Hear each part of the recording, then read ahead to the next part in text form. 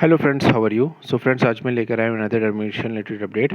और इस अपडेट में मैं डिस्कस करने वाला हूँ regarding the admission updates related to F M P W courses, or we can say the 10th based paramedical courses, as well as the another update which I am going to discuss with you regarding the 12th based paramedical courses, which include medical assistant, lab assistant, ECG technician, physiotherapy, D pharmacy. उनसे related भी मैं एक update आपसे discuss करूँगा। और सबसे पहले जो बिगेस्ट अपडेट निकल के आ रही है वो ये निकल के आ रही है कि JK BOPEE F M P W और एम एम पी डब्ल्यू का इंट्रेंस टेस्ट कंडक्ट नहीं करेगा।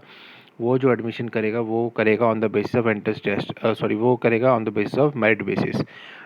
जो भी आपने 10th में जो आपका मेरिट आया है उसके बेसिस पे ये एडमिशन लेगा इस बार 10th बेस पैरामेडिकल कोर्सेज। वेराज जो आपका 12th बेस पैरामेडिकल कोर्सेज है वो एडमिशन करेगा on the basis of your merit in 12th class. तो ये दोनों जो अपडेट्स निकल के आ रही है, कहीं मुझे मेरे जो सब्सक्राइबर्स हैं व्हाट्सएप ग्रुप में, टेलीग्राम चैनल में जो मुझे फॉलो करते हैं, इंस्टाग्राम पे जो फॉलो करते हैं, मुझे कई बार क्वेश्चन पुट अप कर रहे थे कि सर जो इनकी एडमिशन है वो मेरिट बेसिस पे होगी या एंट्रेंस पे होगी, क्योंकि उन्होंने सिलेबस ऑलरेडी अपलोड किया हुआ था जेके बोपी ने। लेकिन अब ये क्लियर हो गया कि वो they are not going to conduct the entrance test, they are taking up the admissions through the merit basis only. तो अब मेरिट बेसिस पे ये एडमिशन्स होंगी।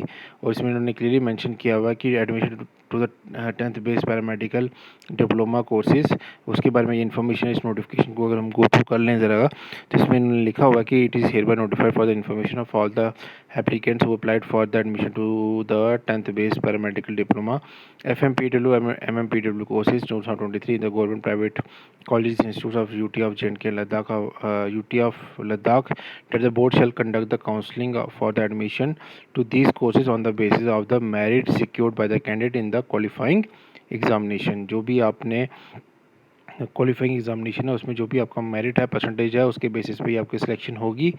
और that is 10th class for the schedule for the conduct of the counselling shall be notified separately. और ये 10th class के basis पे ये आपकी एडमिशन जो आपका रिजल्ट है उसके बेसिस पे ये सिलेक्शन करेंगे।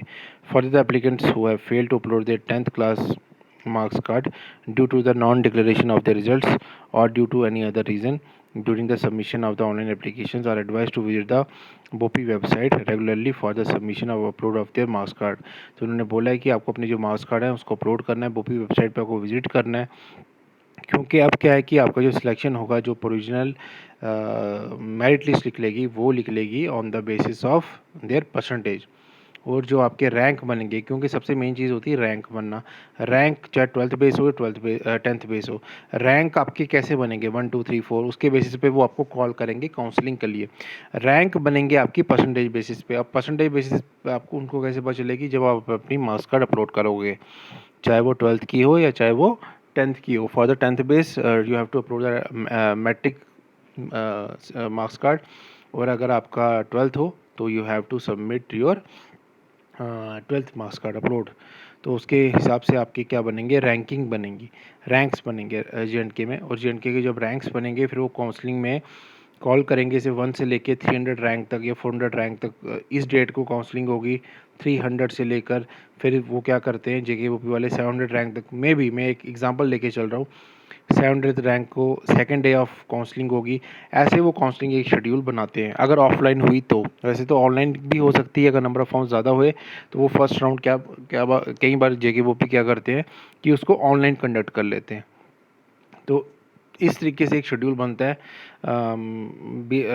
जैसे आपका last year 12th base paramedical का 7 to 8 डेज़ या अप्रॉक्सीमेटली 7 to 10 डेज़ तक की काउंसलिंग चली थी।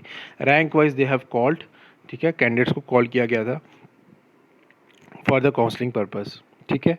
तो अब इसलिए अब सबसे जो मेन चीज़ जो निकल के आ रही है कि you have to upload the marks card, you have to upload the your 10th marks card.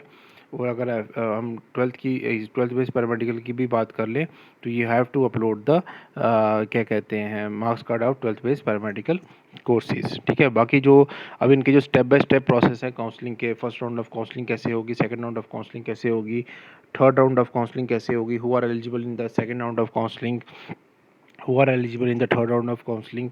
कभी होता है माप अप राउंड तक भी बात जाती है, क्योंकि अगर गवर्नमेंट इंस्टीट्यूट्स वेकेंट रहते हैं, सीट्स वेकेंट रहती है, तो जेके बोपी थर्ड राउंड तक जो काउंसलिंग है उसको भी कंडक्ट करवाती है। तो इसलिए इस चीज़ का आपको ध्यान रखना है। काउंसलिंग के जो राउंड्स हैं उसका आपको पता होना चाहिए कैसे उसका प्रोसेस होता है। अभी आपको सबसे पहले तो मैं आपको ये बता दूं, सबसे पहले अभी लिख लेगी प्रोविजनल मेरिट लिस्ट, पीएमएल, जिसको हम पीएमएल बोलते हैं। जेकी बोपी निकालेगा हर एक कोर्स के लिए, 12th बेस हो, 10th बेस हो, ठीक है। बीएससी नर्सिंग का तो अभी एंट्रेंस कंडक्ट हो चुका है, तो उसका तो अभी एंट्रेंस का रिजल्ट निकलेगा, उसके बेसिस पे रैंकिंग आएगी, तो वो भी मेरिट लिस्ट ही पहले निकालेंगे। फिर जब first round of counselling conclude होती है, फिर जेके बोपी निकालता है provisional selection list first round की, ठीक है। फर्स्ट राउंड की ये निकालेंगे। प्रोविजनल सिलेक्शन लिस्ट के बाद आपको वन वीक टू 10 डेज़ का टाइम दिया जाता है कंसर्निंग कॉलेज जो आपको अलॉट हुआ हो जाता है उसमें एडमिशन करने के लिए। उसके बाद जो बच्चे उस तरह एडमिशन नहीं करते या सीट्स जो खाली रह जाती हैं, तो कंसर्निंग कॉलेज क्या करते हैं, जेके बोपी को जो भी अपना शॉर्टफॉल है वो सबमिट करते हैं। तो मैं आपको पहले एक बार रिपीट कर दूं। सबसे पहले होती है रैंकिंग। रैंकिंग कैसे लिख लेगी, एंट्रेंस टेस्ट से या मेरिट बेसिस पे। बीएससी नर्सिंग की जो रैंकिंग है वो तो आपकी लिख लेगी एंट्रेंस के रिजल्ट से, ठीक है। और 10th बेस और 12th बेस की जो रैंकिंग है वो आपकी लिख लेगी on the basis of the merit you have got in 10th class and 12th class for the FMPW, MMPW courses and various 12th base diploma courses, उसके basis पे। फिर उसके बाद आपकी लिख लेगी provision selection list after the counselling. Counselling जब हो जाएगी, फर्स्ट राउंड ऑफ काउंसलिंग, आपको शेड्यूल बनेगा, रैंकिंग वाइज बुलाया जाएगा। ज़रूरी नहीं कि सारे रैंक वालों को भी बुला लिया जाए, ये भी एक प्रॉब्लम रहती है। कभी वो क्या करते हैं, कट ऑफ बता देते हैं इस रैंक से इस रैंक तक, बस लास्ट डे इस रैंक तक आएंगे, उसके बाद फिर लोग वेटिंग पे चले जाते हैं। इन द सेंस कि अगर वो रैंक को डाउन करते हैं तो फिर उनको बुलाया जाता है, अदरवाइज़ उनको काउंसलिंग में बुलाया नहीं जाता है। तो उसके बाद फिर आपकी लिख ली प्रोविजन सिलेक्शन लिस्ट।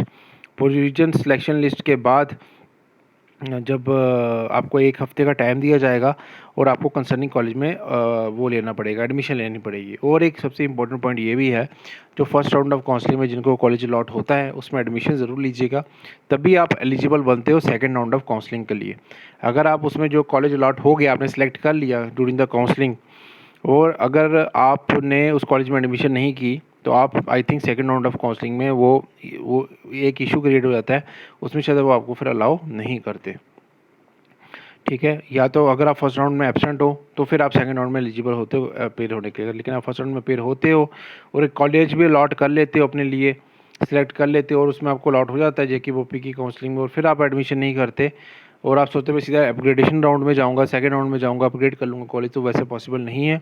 तो इस चीज़ का ध्यान रखिएगा, जो भी कॉलेज आपको अलॉट होता है फर्स्ट राउंड ऑफ काउंसलिंग में उसमें अपने एडमिशन ज़रूर लेनी है, चाहे वो कोई भी कोर्स हो, बीएससी नर्सिंग हो, 12th बेस पैरामेडिकल हो, 11th base 12th base paramedical हो, उन तीनों कोर्सेज़ में और भी वेरियस कोर्सेज जो भी हैं आपके मेन जीएनएम लेटर एंट्री। और हाँ, जीएनएम लेटर एंट्री का they are going to conduct the entrance test. GNM जो लेटर एंट्री है उसका they are going to conduct the entrance test, और उन्होंने सिलेबस ऑलरेडी अपलोड कर लिया है।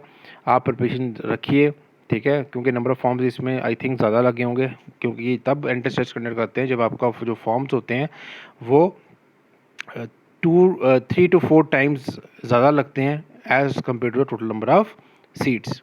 जब 3 to 4 टाइम्स जब ज़्यादा लगेंगे तो फिर ये they are going to conduct the entrance test for it.